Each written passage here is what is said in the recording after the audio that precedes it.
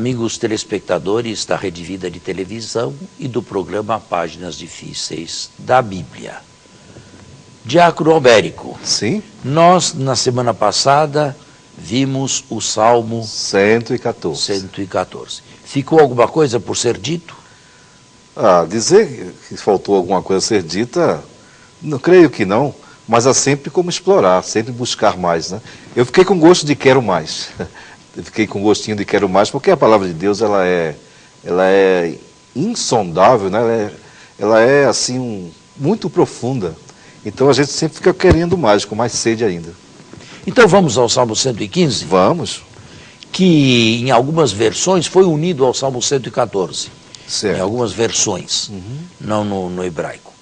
Bom, é um salmo mais longo e por isso mesmo ele precisa de uma explicação preliminar. Certo. Que eu dou. Este salmo aqui pode ser datado da época do exílio.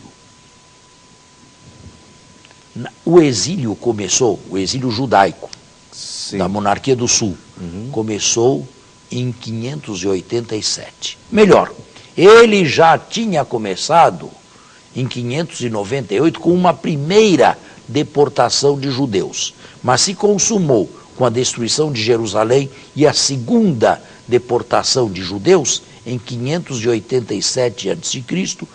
por Nabucodonosor de Babilônia. Babilônia. Um número considerável, não todos, nem a maioria, mas um número considerável de judeus, líderes, cabeças, foram levados para uma distância de 1.500 quilômetros. Pode imaginar que muitos morreram pelo caminho, outros foram parar em prisões de Babilônia, um terceiro grupo certamente foi vendido como escravo, e um quarto grupo teve sorte melhor. Viveram numa espécie de liberdade vigiada. Foram confinados e sem possibilidade de voltar à Judéia e a reconstruir Jerusalém em ruínas. Isso durou quanto tempo? De 587, a segunda, a 539, quando entrou Ciro, mas as primeiras caravanas dos repatriados começaram sob o reinado, ou no reinado de Dario I, em 520. De 587 a 520. Bom, em Babilônia, esses nossos exilados não contavam com nada mais. Tinham perdido a terra, tinham perdido a capital, tinham perdido o templo do seu Deus, tinham perdido a dinastia davídica, não possuíam mais nada. Perderam a dignidade. Né? Completamente. Agora, esse quarto grupo, que foi mais grupo de sorte, começou a conhecer uns textos que, ao que tudo indica, as autoridades de Babilônia não julgaram subversivos. Os primeiros textos sacerdotais do Pentateuco. Havia em Babilônia um templo majestoso para o Deus Supremo, o dominador do panteão daquele império, que era o Deus Marduk, que havia lutado contra Tiamat nas cosmogonias babilonenses e construído o céu e a terra. Nesse panteão havia divindades secundárias, sobretudo divindades de povos conquistados. Como não encontrar uma estátua de Yahvé, pelo menos uma estátua oficial no Templo de Jerusalém, se contentaram em levar os utensílios litúrgicos usados nesse templo. Nós, no entanto, podemos imaginar e certamente houve, uma procissão anual celebrando a realeza de Marduk no dia do Ano Novo, no primeiro dia do ano, lá por ele celebrado. Não é o nosso 1º de janeiro, não. Era outro dia e outro mês. Naquele dia se fazia a procissão solene com a estátua de Marduk pela via sacra de Babilônia. Os outros deuses, as outras divindades atrás. A fechar esse cortejo, os utensílios do Templo de Jerusalém. E podemos imaginar a indignação, melhor, em primeiro lugar, a humilhação Sim. dos judeus desterrados ao se verem objetos de zombaria. Objetos de zombaria por parte do povo de Babilônia. Agora leia o versículo 1 e 2. Não a nós, Senhor, não a nós, mas ao teu nome dá glória, por teu amor e tua verdade. Porque diriam as nações, onde está o Deus deles? É a zombaria dos babilonenses. Onde está o vosso Deus? Onde está o vosso Deus que dizíeis ser o Deus libertador? Ele não está em lugar nenhum. O nosso Marduk é o mais importante. Este salmo aqui tenta ir de encontro à idolatria da época babilonense. Certo. Agora, lutar contra a idolatria pode ser realizada em 2 níveis. Um nível mais superficial, e é o nível que usa aqui o nosso salmo, consiste em combater o uso de imagens divinas identificadas com a divindade que representam. Entendo. Um combate mais profundo se dá no campo ontológico, mas este não é o campo do Salmo. Este é o campo, por exemplo, do autor dos capítulos 40 a 55 do livro de Isaías, o 2º Isaías. Os nossos autores, ou o autor deste salmo aqui, luta no primeiro nível, mais superficial e mais popular. Eles, os babilonenses, põem a confiança deles em deuses fabricados pela mão humana, mas que não passam de ídolos vazios. Continue a leitura. O nosso Deus está no céu. O nosso Deus está no céu, não está em cima de um andor, sendo carregado por outros porque não é capaz de andar sozinho. O nosso Deus está no céu. E faz tudo o que deseja. Os ídolos deles Desses babilonenses, são prata e ouro, obra de mãos humanas. obra de mãos humanas, exatamente. Se Deus fez o homem não pode fazer Deus.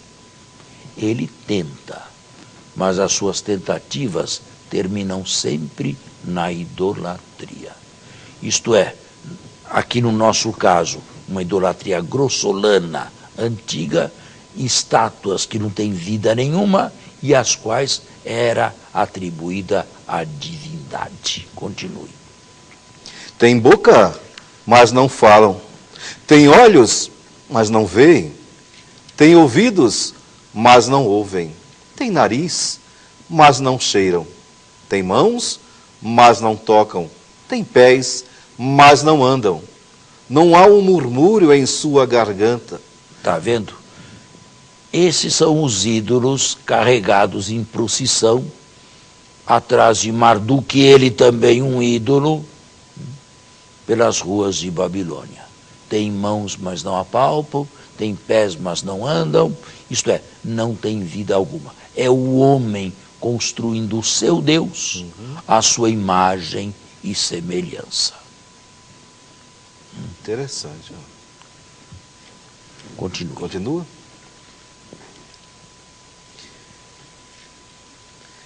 Os que o fazem ficam como eles, todos aqueles que neles confiam.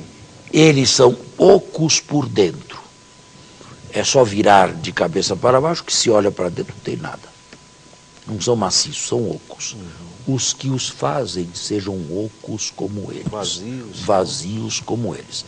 Contrariamente, vem aqui mencionada de maneira explícita a casa de Israel, dentro da casa de Israel os sacerdotes descendentes de Arão, sem mencionar os sadocitas, e os fiéis do Senhor, os que temem a Deus, numa posição contrária.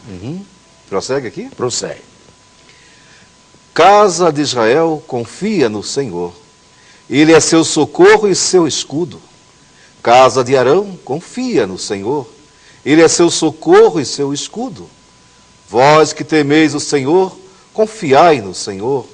Ele é o seu socorro e seu escudo. Veja, em confronto com os que têm mão e não apalpam, pé e não andam, nariz e não cheiram, este aqui é escudo e proteção, uma linguagem militar, mas que indica vida e atuação. Continue.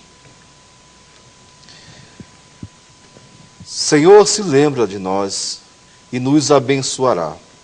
Abençoará a casa de Israel, abençoará a casa de Arão, abençoará os que temem o Senhor. Não os ídolos, os pequenos com os grandes. Que o Senhor vos multiplique, a vós e a vossos filhos. A primeira bênção de Deus, sede fecundos e multiplicai-vos. Sede benditos do Senhor, que fez o céu e a terra. O céu é o céu do Senhor, mas a terra ele a deu para os filhos de Adão. Os mortos já não louvam a Deus, nem os que descem ao lugar do silêncio. Nós, os vivos, nós bendizemos ao Senhor, desde agora e para sempre.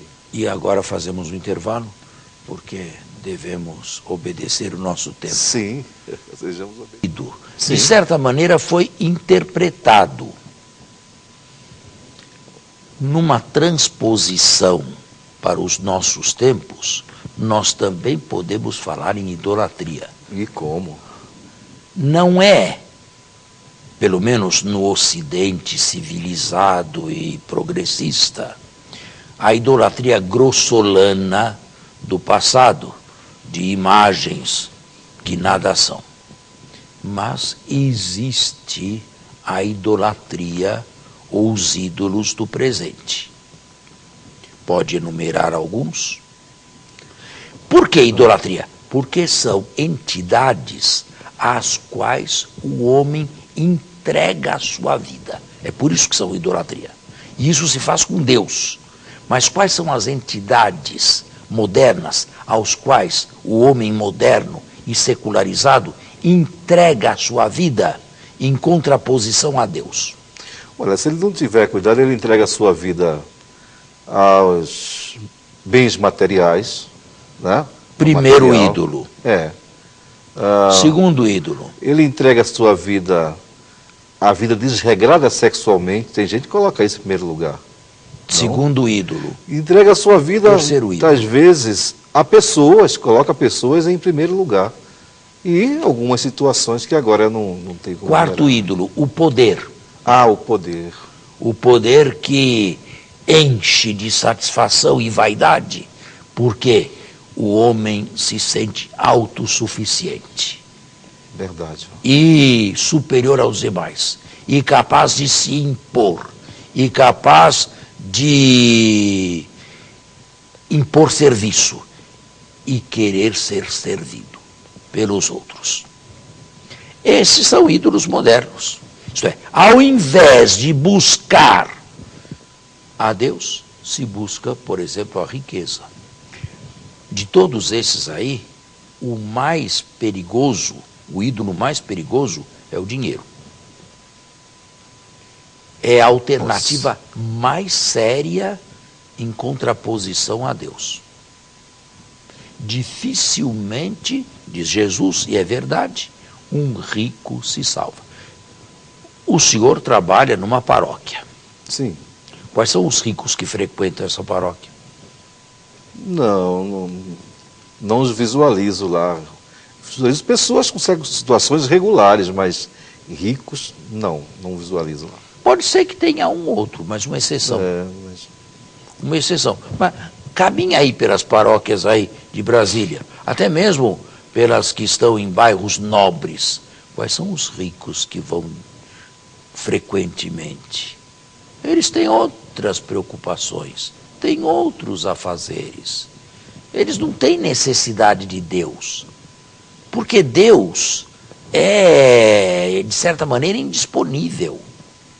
Eu não busco Deus para dinheiro, para aumentar o meu caixa. Eu não busco, se precisar de um emprego, eu tenho que ir atrás do emprego, não só rezar a Deus. Se eu precisar de saúde, eu tenho que buscar médicos. E para muita gente, isto faz com que Deus seja inútil. Deus é indisponível e está na ordem da gratuidade, não na ordem do toma lá e dá cá. Entendi. Essas pessoas, como não estão na ordem da gratuidade, e a própria vida é gratuita. Sim. A vida é gratuita. Sim, a vida que Deus nos deu e mantém é gratuita. Que seria de nós, não fosse a ação de Deus? Cairíamos mortos nesse momento aqui. A vida, a própria vida desses idólatras é gratuita, é graça dada por Deus. Mas não tem esta percepção, não estão no plano da gratuidade, estão no plano do eu lhe empresto e recebo, e Deus nesse plano aí é inútil. Então ele pode ser perfeitamente deixado de lado. Mas isso é uma verdadeira escravidão, na verdade. É uma escolha que fizeram, digamos assim. Mas não há uma sedução, né? Há uma sedução. É uma escolha que fizeram. Certo. Claro, ninguém nasce assim.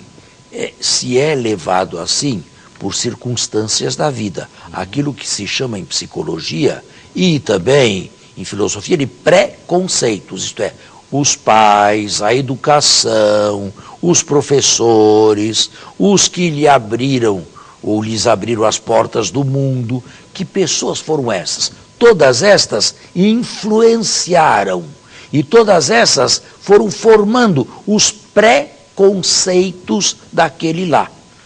De tal maneira que quando ele começa a agir por conta própria, ele já está, de certa maneira, delimitado. Não a ponto de perder completamente a liberdade. Isto não. Ele pode voltar aos seus preconceitos e criticá-los, eventualmente, e modificá-los. Mas quem é o homem que faz isto? Quem é o homem que faz isto? De certa maneira, nos anos 60 e 70 e 80, a psicanálise queria fazer isto de uma maneira secularizada. Mas passou o tempo do boom da psicanálise. Existem pessoas que se voltam a seus preconceitos, os criticam e eventualmente os emendam ou os transformam. São as grandes conversões e os grandes convertidos, por exemplo, do século XX. Agora, quais são as pessoas capazes de se voltar a si mesmas? A vida é uma grande psicanálise também, para aqueles que sabem viver e para aqueles que são críticos. A crítica se inicia com a autocrítica. A autocrítica. Isto é, eu criticar aquilo que eventualmente recebi como herança ou como dado no meu passado. Se não fizerem isto, claro que já são, de certa maneira, conduzidos nessa direção, não é? Não sei se me fiz entender. Não, enquanto o senhor fala aí, eu estou lembrando, a situação que nós vivemos hoje, a grande mídia, por exemplo, que estimula justamente a isso, não? A posse, claro, o poder, o prazer. Evidente, mas escute, essas novelas passadas na televisão, o que são? O que querem? Bom, querem mídia, querem dinheiro, querem audiência. Mas por detrás disso, quais são os valores que veiculam? Pois é.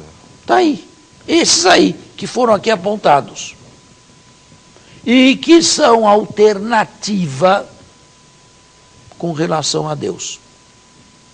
Portanto, existe uma idolatria moderna dos nossos dias, uma idolatria secularizada, vivida até por gente que não tem a fé teologal, até por gente que não crê em Deus e não se diz praticante. Não crê no verdadeiro Deus, mas se entrega a um derivado ou a um surrogado.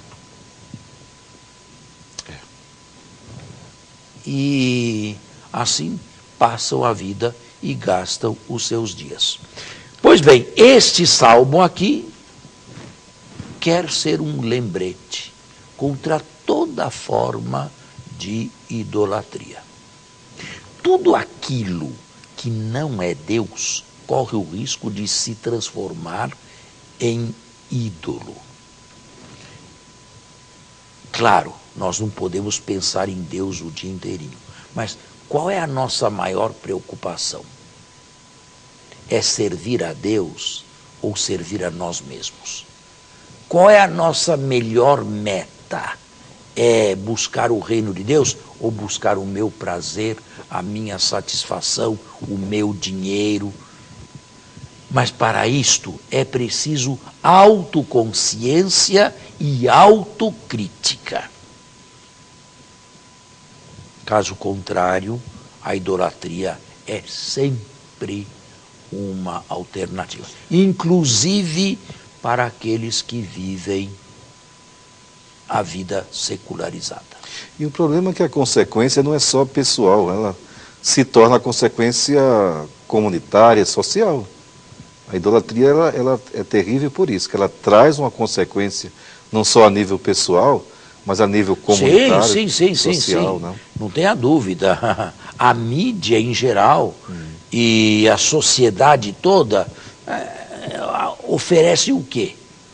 Oferece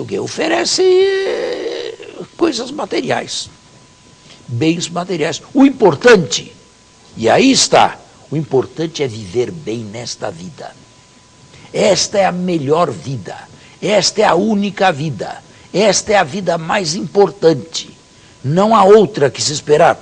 Ou se houver, bem, não é agora, não é para agora. Agora é preciso apostar tudo nesta vida aqui e viver os dias da melhor maneira possível. Comamos, bebamos, porque amanhã morreremos. Mas aí entramos num vazio, esse vazio que o Salmo citou aqui, né? Bom, é o vazio existencial, é o ídolo, é incensar a moderna idolatria. Tá certo, ficou mais claro. Fica bem claro? Sim. Bem, eu queria já iniciar o outro salmo, o Salmo 118, mas o nosso tempo está esgotado. Eu não vi o tempo passar. Deixamos o Salmo 118 para a semana que vem. Muito obrigado e até lá. Até o próximo domingo, com a graça e o amor de Deus em nossas vidas.